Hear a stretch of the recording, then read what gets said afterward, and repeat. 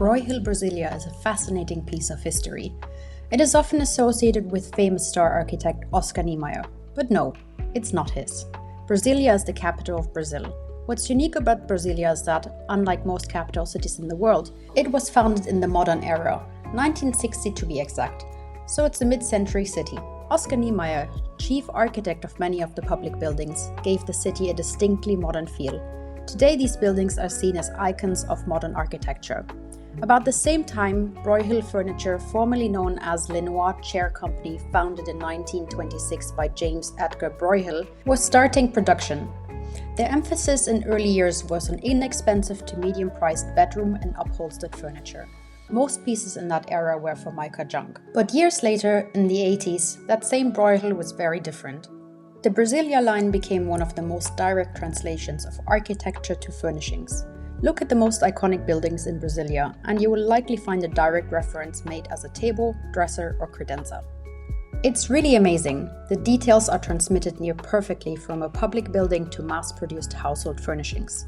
The Broyhill Brasilia line wasn't a designer object. It is good furniture, but it was mass market. Part of the current appeal of the Brasilia line is that it screams mid-century. The exaggerated curves are distinctly from the era, from mid-century starbursts to a little bit of the original Star Trek logo.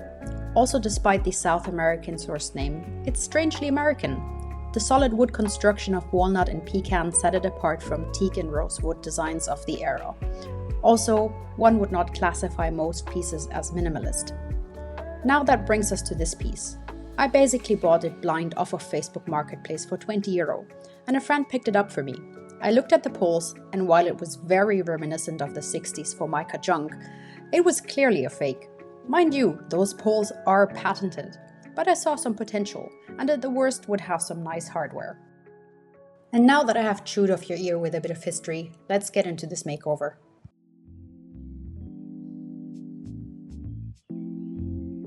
As you might have noticed, the first steps were always assessment, cleaning, and in this case, cutting off the base. It was pretty chewed up, I didn't really love it, and I wanted to make it appear a bit lighter and give it a bit more height. So that's what I did. You might wonder why I spent so much time cleaning beforehand. Well, that's mostly because once you start sanding, whatever residues on the piece, you do not want to end up in your finish. So before you sand, always make sure you give it a good clean, and also that it helps you assess the damages and fix whatever needs fixing before you get into the actual work. While cleaning, it became very quickly apparent that this was not store-bought, but a home build. The construction was not particularly solid, drawer slides were broken as they were poorly fixed, and the drawer bottoms were loose. I did most of the fixing while cleaning. The general plan is to paint the whole piece and add some cane, pole wrap, or bamboo details, depending on what I can find in my local shops. Since this piece is not meant for sale but for us to use, I will not replace the drawer slides and be a bit more laissez-faire with my fixes. That means I'm adding just a few nails to secure the drawer bottoms and glue broken bits back on. This tall boy has 7 drawers, so this will be a lot of rinse and repeat.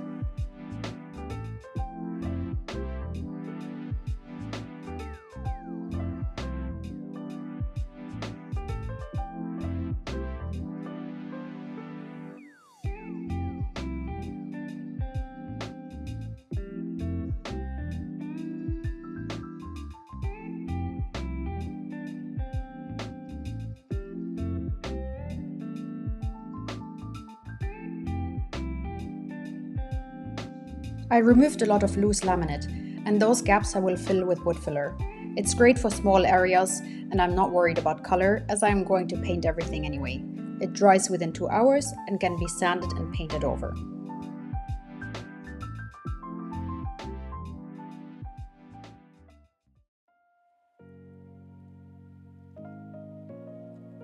Now that all the repairs are done, we're finally on to sanding. This step is super important, especially for laminate. You need to scuff it up properly so your paint has something to hold on to. I'm using 120 grit for this.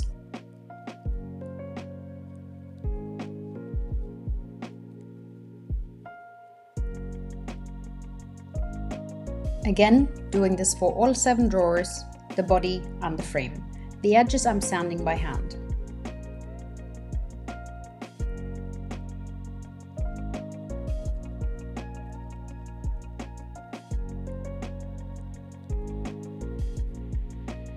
Then I'm just wiping down the surfaces with a bit of soapy water.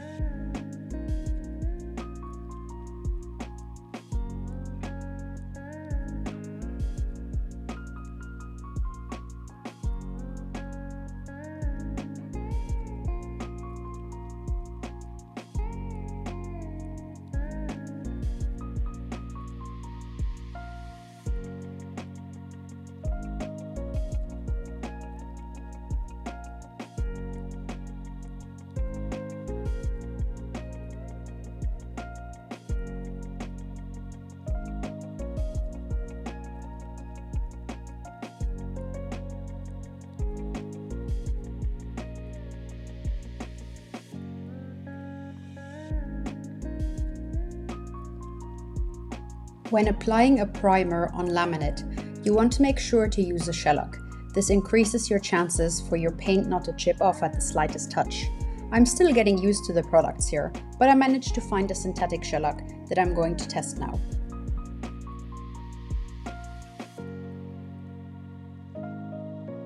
For this I like to use a disposable roller and line my tray with foil. Shellac is notorious to clean, and so it makes life easier to use disposable product. As I mentioned earlier, the plan is to add a nice detail to the top two drawers, which is why I'm only painting the trim.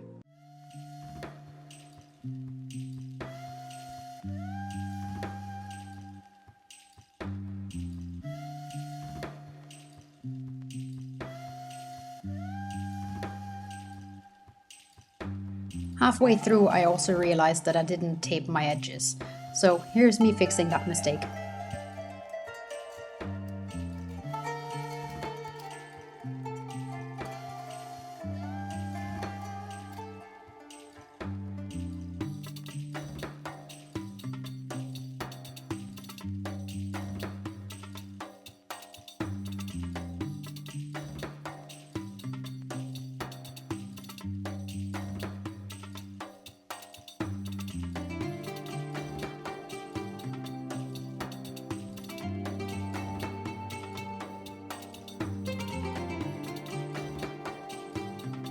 In order to have an easier time painting the body, I decided to elevate it with the help of some empty paint cans.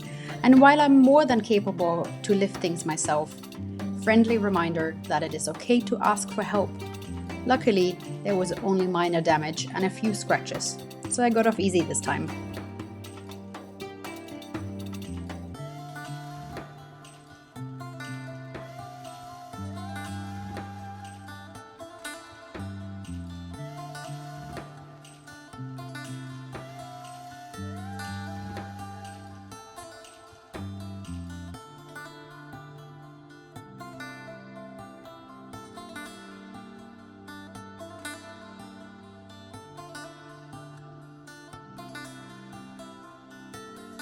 Since this product is new to me, I decided it would be good to do a scratch test early on, so I would not have heartache later. And success! I gave everything a light scuff sand with 240 grit sandpaper, wiped it down and applied my second coat.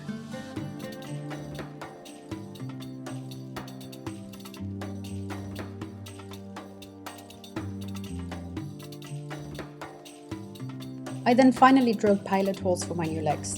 They raise the whole dresser up a bit and give it a less clunky feel.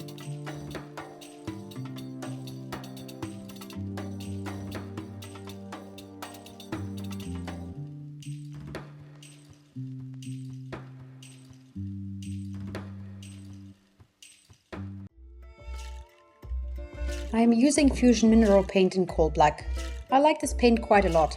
It applies really nicely, has good consistency and levels out great. Their coverage is fantastic and I'm unlikely to need more than 2 coats, even with a white base.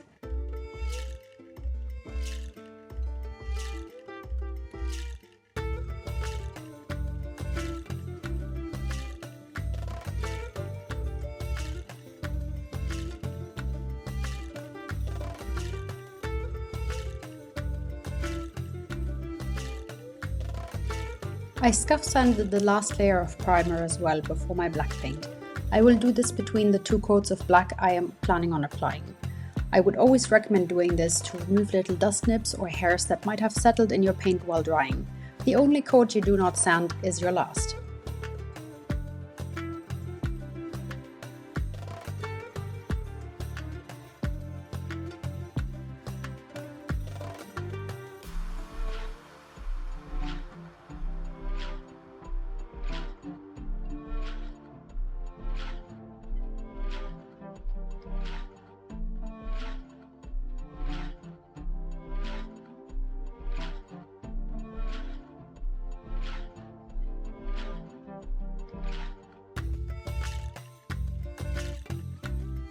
In case you're wondering why I'm not painting part of the body, I am planning on adding a bamboo detail to wrap around with my drawers.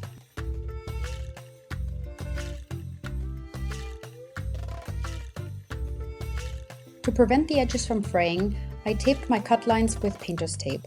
I am leaving half a centimeter extra that I can sand off later on.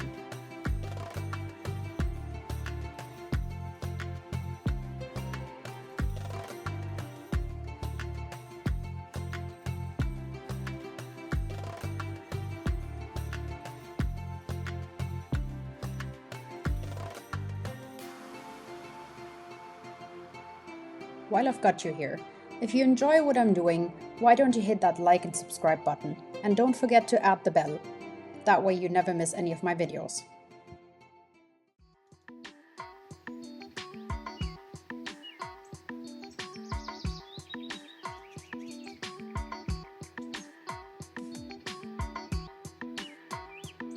To attach the bamboo mats, I misted some water on the drawers, applied copious amounts of wood glue, and spread that out with my finger.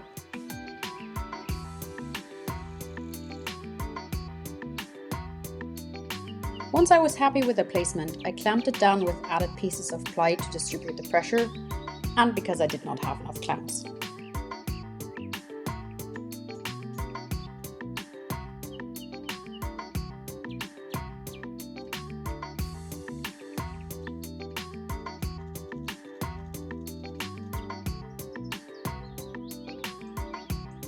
I did not love the cold silver with the natural bamboo, so decided that everything was going to get a coat of rub and buff in antique gold.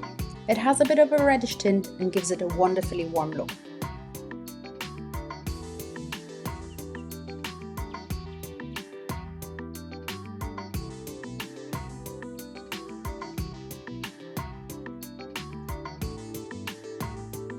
Once the bamboo mats on the drawers were dry, all I needed to do was clamp it up a bit and sand it down to be flush with the edge.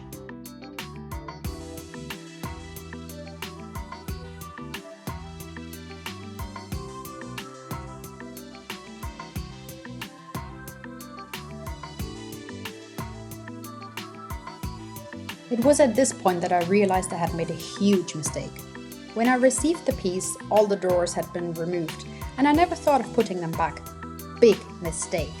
As it turns out, the top drawer has a lip that covers the top of the edge, while the others do not. Now guess which drawer did not get a bamboo mat?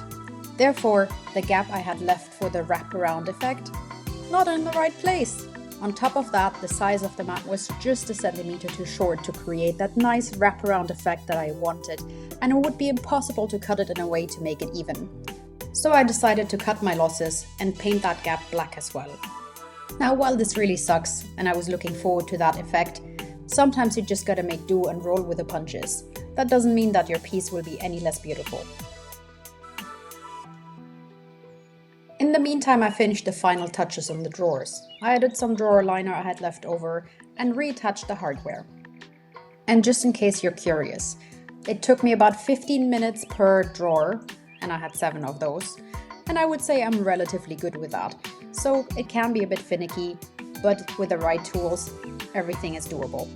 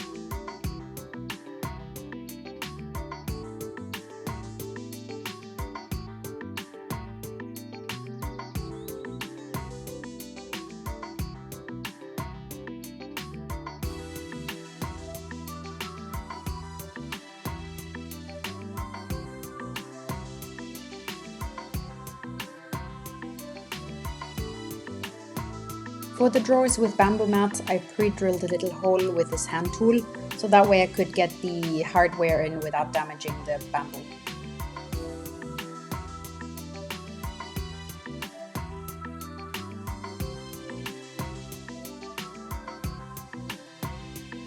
I also added little stoppers on the inside of the drawers, as not to damage my paint.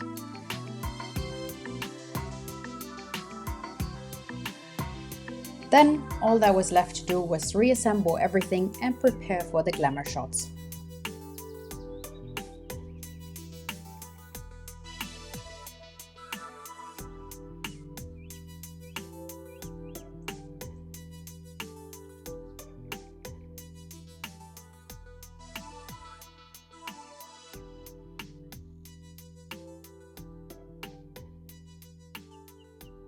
Here's a quick reminder of what we started off with. Now tell me honestly, did you think this piece was able to be saved? Let me know in the comments what you think and enjoy the glamour shots. Hope to see you again here soon. Bye!